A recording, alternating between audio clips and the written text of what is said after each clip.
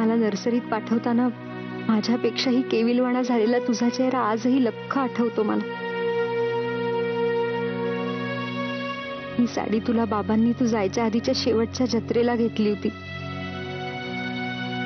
गावाला आलीस की आवर्जून नऊवारी नेसायचीस. खूप आवडायची तुला. तुझा स्पर्श झालेली ही शेवटची साडी. आज पहिल्यांदा मी ही साडी नेसणार आहे. तुझ्यासारखीच बांगड्या खणखणत या गावातून मिरवणार आहे. आई, आज तुझ्या जावयाच्या नव्या कामाला सुरुवात होते. आशीर्वाद दे. काय रे? माझ्या बरोबर चल ना. कुठे? आधी चल तू माझ्या बरोबर. हे माझं भारतातलं पहिलं प्रोजेक्ट आहे. शिवाय यात माझा पैसा गुंतलाय. सरनोबतांना मदतीची गरज होती तेव्हा मी त्यांना मदत केली. त्यामुळे हा मान, हा हक्क मला मिळायला हवा असं मला वाटतंय.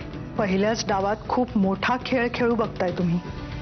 आऊसाहेबांना हल्ली रेवाचा जरा जास्तच उमाळा यायला लागलाय.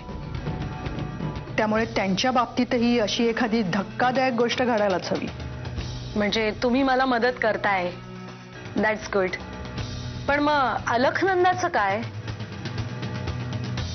आज तरी ते आपल्या सोबत नक्की असणार. नाश्त्याच्या टेबलवर काय घडलं पाहिलंत ना तुम्ही.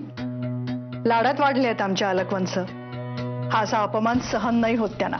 पण मग आहेत कुठे त्या? आऊसाहेबांनी केलेल्या अपमानाची परतफेड करायला गेलेत, पण रेवाकडे.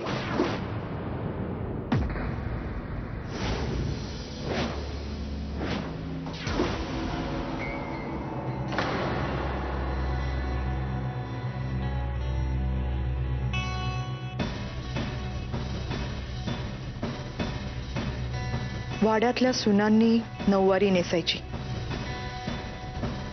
आणि नऊवारी नेसून तू या वाड्यात मिरवणार. सॉरी रेवा, हा आनंद मी तुला कसा मिळू देईन?